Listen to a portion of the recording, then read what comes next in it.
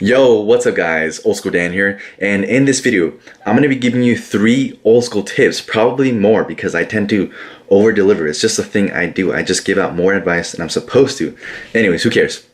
But yeah, 3 bodybuilding tips, 1 tip from Gironda, 1 tip from, who is it?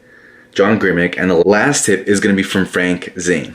Now, remember, if you really want to develop a true classic physique, a real classic physique, you must have great calf development. Not good, great. Guys like Zane, even though he wasn't the biggest guy, he still had good calves. Reg Park had good calves. Steve Reeves had great calves. Arnold had legendary calves. This is a necessity. Do not overlook this part. You must have good calf development, okay? All right, so with that being said, keep that in mind. Let's get started.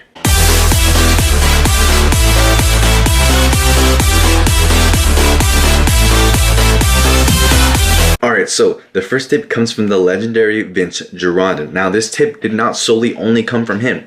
This is something I studied and I experimented, and I so happened to find it in one of Gironda's books. So I started doing it, and then my calves got such better development.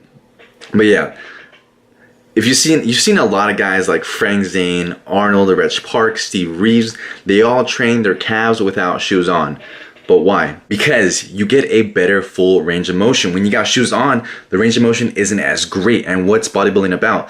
The range of motion. Sometimes there's a time and place for everything. Range of motion sometimes can go off the window. Sometimes it's really, really important. But when it comes to great calf development, full range of motion, you want to get your toes up like a ballerina. You ever seen a ballerina's calves before?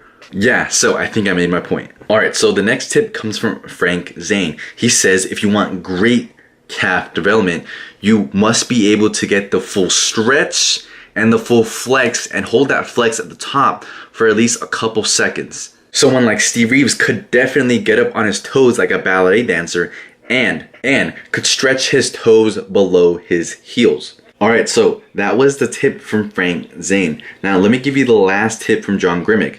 His tip is, now this is something I only learned from John Grimek, but I can't remember who it was. It might have been Gironda or Zane, but this tip is, well, John Grimek says that some people they find that they can get better contraction if they bend their knees when they're doing the calf raises. Bend the knees a little bit, not a lot, compared to when someone does the calf raises with some stiff ass legs. I mean, I don't know how you do your calf raises, but for sure I do mine with a little bit of bend in my knees. I get a better stretch and a better flex.